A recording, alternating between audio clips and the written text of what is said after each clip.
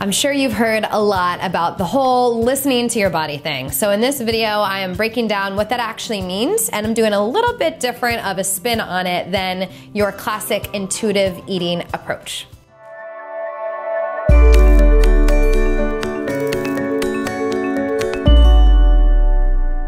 When I was on my struggle with this whole diet, overeat, repeat roller coaster, binge and emotional eating, weight loss, weight gain, all of it, I had come across intuitive eating at some point, and I tried it a few times, but what happened is the methods I was given to try it would kind of send me into this out of control eating thing, because my body was like, when I listened to my body was telling me to have like mac and cheese and Doritos and pizza. My body wasn't telling me to have a nourishing meal, right? And so I feel like intuitive eating falls short because it doesn't always cover that transition period of getting your brain and body out of diet mode and getting you to actually crave nourishing foods and so forth. And there is a transition that has to take place. You have to get out of those patterns. You have to get out of that survival mode for your body to really actually start talking to you. So one of the ways to do this is to actually eat enough. Now, this doesn't mean that you go from dieting to a free-for-all. A lot of people, when they stop dieting, go on this like crazy overeating everything. Then they get really nervous. They're like, screw this intuitive eating thing, it doesn't work. I'm going back to dieting because if I do this, I'm gonna gain a ton of weight. And so you wanna kind of start in phases. And one of the first phases is just eating enough. Eating in a way with balanced meals that are taking care of your body's needs, carbs included. Carbs aren't bad. I'll face off with the keto army any day. Carbs included, balanced meals that leave you feeling satisfied, and these meals should last you a few hours, meaning you don't need, not those mini stupid like Cosmopolitan magazine, a meal is like an apple and 4 almonds and then you should be good. Like a meal that leaves you like, okay, like I feel satisfied, I feel good, I feel kind of lightly full, not stuffed. I can go on about my day without thinking about food for 3, 4, 5 hours, right? And then as I start kind of feeling pull to food again, I can have another nourishing meal.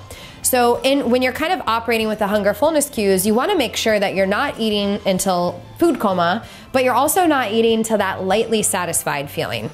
You don't want to feel light like you didn't have a meal. You want to feel grounded. You want to feel solid. You want to feel good. You can feel it in your stomach, but you don't need to feel like crazy stuffed and full. You just want to feel like, okay, like I'm good. I'm nourished. I can go on about my day. You don't need to stop at this lightly full, still a little hungry thing like diet culture teaches us.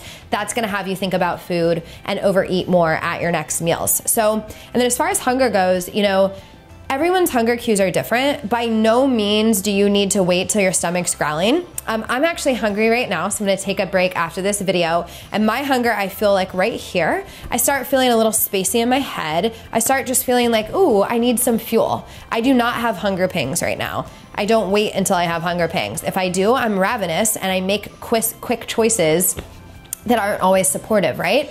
So I would have probably, if we weren't shooting this video, I would have probably eaten a little bit ago before I got to this kind of emptier feeling, right when I started feeling kind of that brain like, oh, I need some food, I'm feeling a little hungry. And there's a difference between, ooh, I feel like I need some nourishment, and just seeing something and wanting it because it's there, right? Or just having the idea to eat and eat. We wanna really check in and just say like, okay, am I really needing nourishment right now? You know, and this is pretty intuitive eating-esque. One piece that I think is really important that's not talked about a lot is like how to navigate our food choices. And a lot of people think that your body is just gonna scream, I want a carrot, I want a salad, I want pizza. That's really not how it happens. So now for me, I get those desires and they're very clear. But when I first started, my body was screaming at me all the time. And so I had to more get feedback from my body. And so like certain things had me feel certain ways. There are meals that are very grounding and like calming. There are meals that are light and energizing. There are meals that are like full-blown checkout, you know, kind of in a food coma, you know, and it's important to understand like what has your body feeling what way.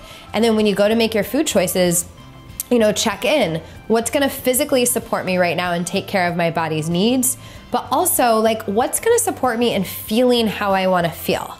And, you know, I'm tired, I have a video to shoot, I need some fuel. Like, what's that meal gonna be that sets me up for 4 hours of video shooting? That's gonna be really different than like, what do I need after a hot day out at the beach? I want something cool and refreshing.